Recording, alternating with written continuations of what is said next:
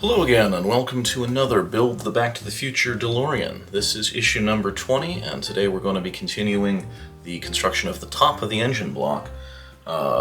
It's air intakes and assembly from here, so we are going to be building on top of the bit of engine block we have last time.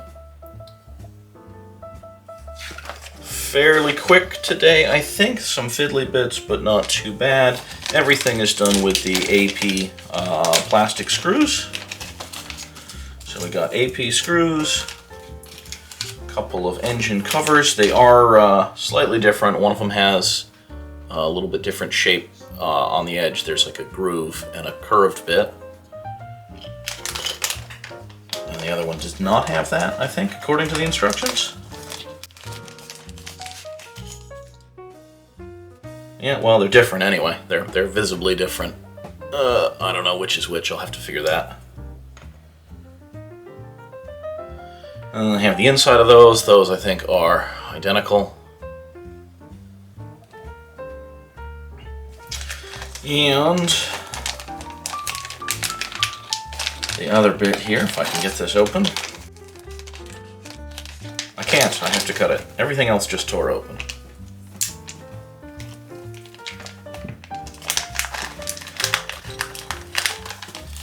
Three of these pieces, which are all identical, but these are the actual pipes. So you get three of these, and everything's built from there. Okay. Step one, get a whole bunch of AP screws out. Step two.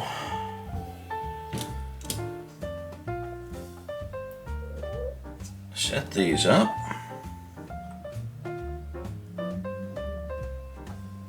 These are going to go together. See if I can even do this. These are going to go together as 3 rows of pieces. So it's going to be 1, 2, and 3. You can't see anything that I'm doing.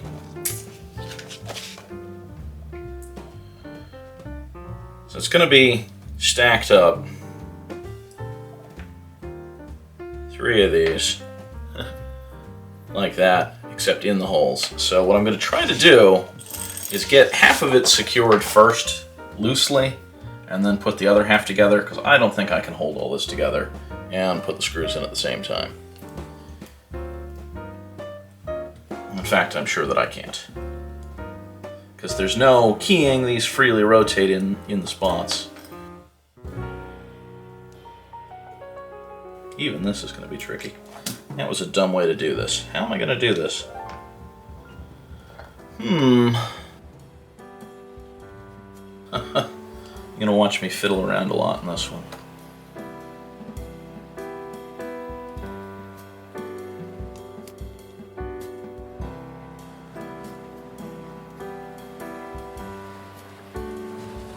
Okay.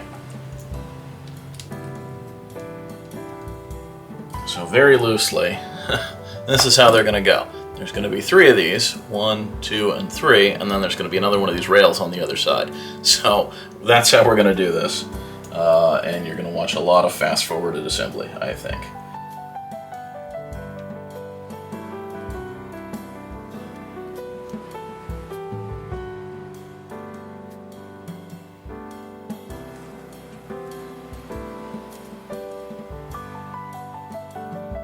So, what's going on, everybody? It's Saturday again, because we do these on Saturdays. Last week I was working Saturday and Sunday morning, so it was a little late going up, but, you know, still happens, still does a thing. Still waiting on Ghostbusters parts. I should hear for real next week, I believe. My ship date in a given month is something like the 22nd. So we're coming up on that. Pretty close. I think this is the 17th. So yeah. Okay. Whew. So that is a start. That is the first half of this. Those are going to be secured a lot tighter, and in a straight line, and the other rail is going to go on. So I'm going to hook the other rail up so that the alignment's all there, and then I'm going to figure it out and straighten them down. Now it'll sort of stand up, sort of. And the only trick here, if you're doing it this way, is one end of this has a longer edge than the other, and you want to make sure those are aligned between the things. Otherwise, these are symmetrical. You could rotate the thing around. It doesn't really matter. You know, none of the pipes have any guiding characteristics.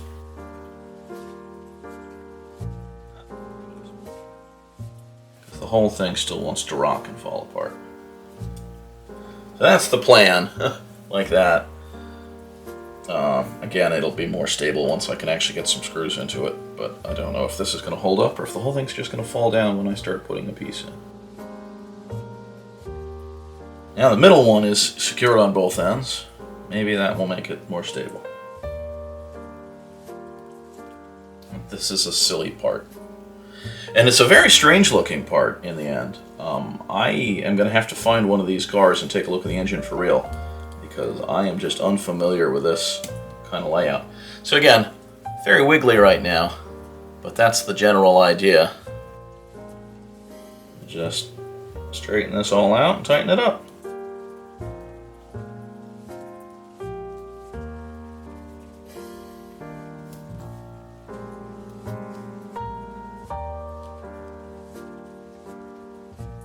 Whew, I think that's straight.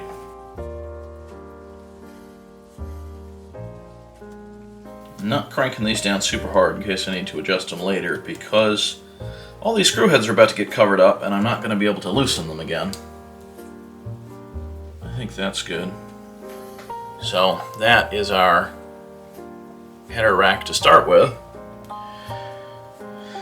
And now we get the covers. So the way they're saying to do this is flip it over, take it so that the long ends are on the bottom, find the one that has the round bit up at the short end, not in the middle, and put it on the right side. So approximately there. I'll attach this with 2 more AP screws. And again, everything in this entire assembly this week is plastic. This does secure to the metal in the engine block, but it's through the metal and into the plastic when it gets attached. So, more AP screws all the way around. And if you occasionally see little black things fall off and onto the mat here, it's not the pieces of the screw, it's actually the grip on my screwdriver. There's little metal, little rubber nubs on them that break off pretty routinely. I don't know why. I think it's just old. I think they were more secure when it was new. But that's my cat knocking stuff off a table that she's not supposed to be on, because she knows. She's trying to get my attention. She knows that if she does things she's not supposed to do, she'll get my attention. And then I will obviously pay attention to her. She doesn't want me to do anything in particular. She's got food, you know, litter box is clean. She's all set. She just wants me to pay attention. Okay, so that's how this is going. Again, this is such a strange design to me, but that's what it is. And then this is going to be secured to our engine top from before. And it is going to be secured such that the flat ends of these pieces are up towards the water pump. So it's going in like that. And it's going to be secured from the underside with 6 more AP screws.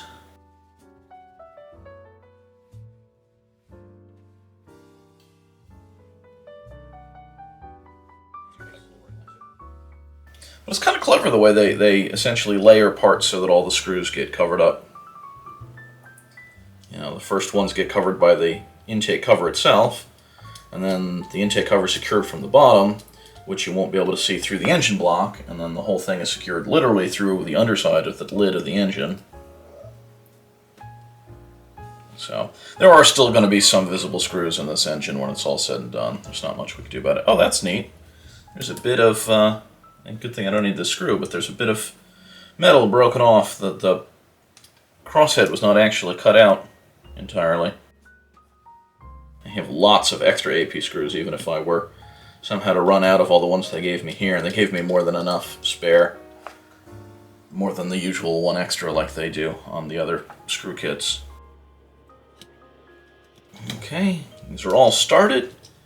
We'll actually finish cranking them down now, since I don't have to worry about anything else getting aligned.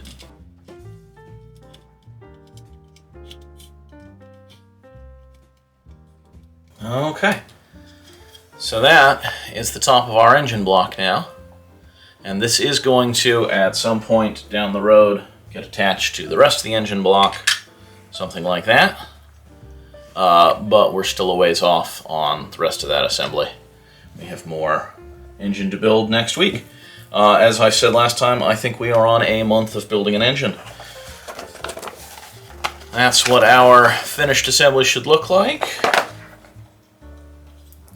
I think we're pretty close, and that's it. We don't have that hose pipe attached here because it's loose. It's going to go flying if I try to attach it before it's ready. But otherwise, yeah, that's it. If you like what you see, of course, please keep watching. And I'll post more of these Build the Back to the Future DeLoreans on Saturdays as I do them.